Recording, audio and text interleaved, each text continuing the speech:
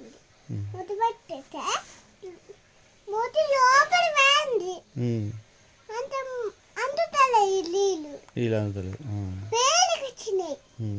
తావింది తావింది అందినే. నీళ్ళు ఎట్లా వచ్చినాయి పైకి? రాళ్ళు తీసుకొచ్చిందా? రాళ్ళు తీసుకొచ్చి గురుకుటేసి ఒకటి మనం ఒకటేసి